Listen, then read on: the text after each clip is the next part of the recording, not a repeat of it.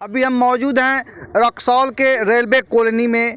यहाँ पे एक छोटा सा ग्राउंड था, जिस ग्राउंड पे बूढ़े लोग टहलने आते थे, बच्चे लोग खेलने आते थे। उस ग्राउंड को आज गड्ढे में तब्दील कर दिया गया। आप देख सकते हैं मेरे पीछे, यहाँ के युवा आक्रोशित हैं। आइए उनसे हम बात करने की कोशिश करते हैं। सर, ये शहर अंतर्राष्ट्रीय शहर के नाम से जाना जाता है और इसका दुर्भाग्य है पूरे रक्सौल में एक भी ग्राउंड नहीं है जहां बच्चे क्रिकेट खेल सके। एक भी ग्राउंड नहीं है। 90 के दशक में यहाँ ग्राउंड हुआ करता था, जिसपे जैसे आपको ये स्टेशन के बगल में बड़ा पोखरा दिख रहा है सर, वो बहुत ही अच्छा ग्राउंड हुआ करता था, जिसपे बहुत सारे मैच हुए। आपको नेपाल इंडिया के बीच बहुत बढ़िया टूर्नामेंट हुआ करते थे फुटबॉल और क्रिकेट का, लेकिन उसे पोखरा के रूप में तब्दील कर दिया गया। अब रक्सौल में मात्र कि यही जगह बचा था रेलवे कॉलोनी, जहाँ मैंने अपना पूरा बचपन बिताया। पिछले 30 वर्षों से 35 वर्षों से मैंने इसी ग्राउंड पे खेला है।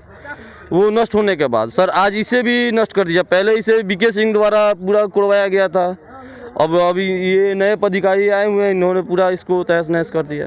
रेलवे प्रशासन के द्वारा कभी व्यापारियों को टारगेट किया जाता है, उसे बेघर किया जाता है, कभी विद्यार्थियों को खेल के ग्राउंड से हटाया जाता है। आखिर क्यों? आखिर कारण क्या है?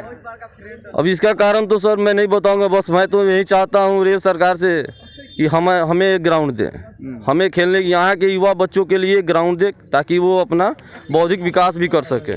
सर ऐसा है, विद्यार्थी अगर ठान ले तो यहाँ ग्राउंड देना पड़ेगा उन्हें, क्योंकि विद्यार्थी एक ऐसा शक्ति है जिसने अंग्रेज़ों को यहाँ से भगा दिया।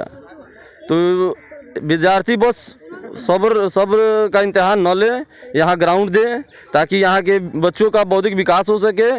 पूरे शहर में एक भी प्ले ग्राउंड नहीं है। अब सोचिए, इतना बड़ा इंटरनेशनल शहर होने के बावजूद एक भी ग्राउंड नहीं है। यहाँ के सांसद से भी हमने आग्रह किया, उन्हें भी लेटर दिया, लेकिन इसका कोई रिप्लाई नहीं आया। और अब निवेदन है कि इसके जल्द से जल्द इस प्रक्रिया में लगे और यहाँ ग्राउंड दे, क्योंकि अब जो है युवा पीढ़ी जो है अब इस चीज़ को बर्दाश्त नहीं करेगा। अब इसे बहुत बड़ा आंदोलन के रूप में इसको लेके चलेगा रक्सौल शहर में। हम स्टूडेंट्स जो हैं, हमारा सबसे फर्स्ट प्रायोरिटी होता है हमारा स्टडीज़ के बाद दूसरा प्रायोरिटी होता है हमारा खेल कूद, हमारा शारीरिक, जिस तरीके से हमारा शरीर आगे बढ़ सके। हम जब भी यहाँ खेलने आते हैं तो हमारे दिमाग में एक ही होता है कि हम सुबह उठें और अपने शरीर और अपने मानसिकता को बहुत मजबूत करें। लेकिन यहाँ आप देख सकते हैं कि किस तरीके से हमें और ऑप्रेस किया जा रहा है। यूथ को देखिए, हम जब स्टार्टिंग में यहाँ पे हर किसी की सरकार रही है, हर कोई अपना अपना सरकार बना के गया है। अब हम लोग पिछले साल जिस तरीके से इस बार जब चुनाव हुआ था तो उस वक्त हम लोग हर कोई मिलके बीजेपी को दिए।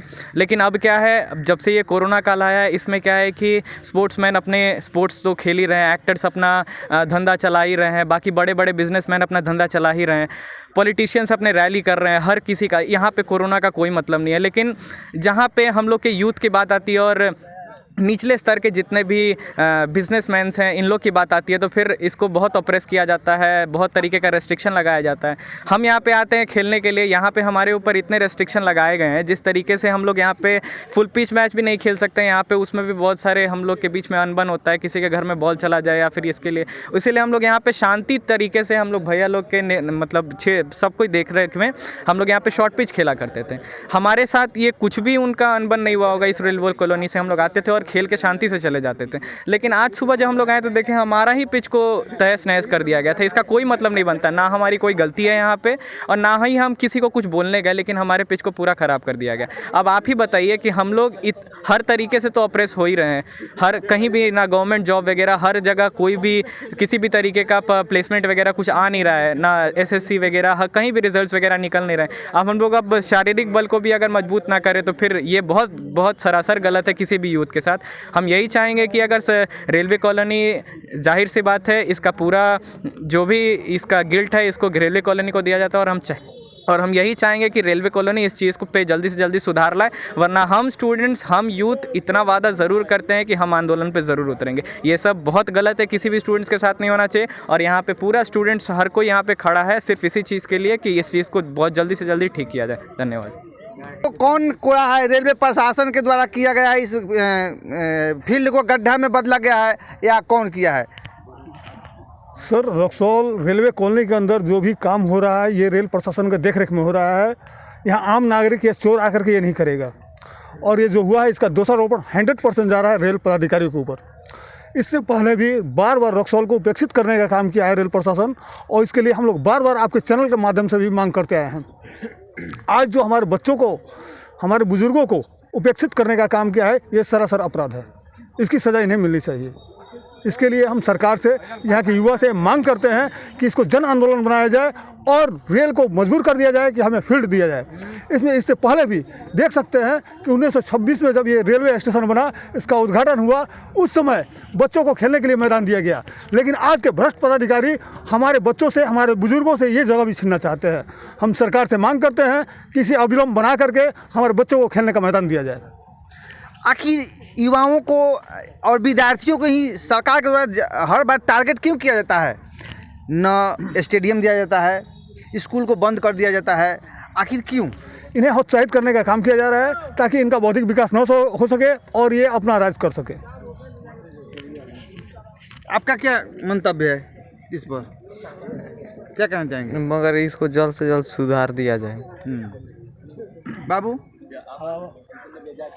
आप प्रतिदिन आते थे यहाँ खेलने के लिए? जी, मैं प्रतिदिन आता था यहाँ खेलने के लिए, लेकिन आज जैसे ही आया तब देखा यहाँ गोलनी के प्रशासन सब कल शाम में तहस नहस कर दिए। कल एक ही छोटे बच्चे ने थोड़ा सा बॉल ही लग गया तो उसने पूरा मतलब कॉलोनी को तहस नहस कर दिया। जो भी खेलने कूदने या घूमने के लिए आते थे वो सब बर्बाद हो गए।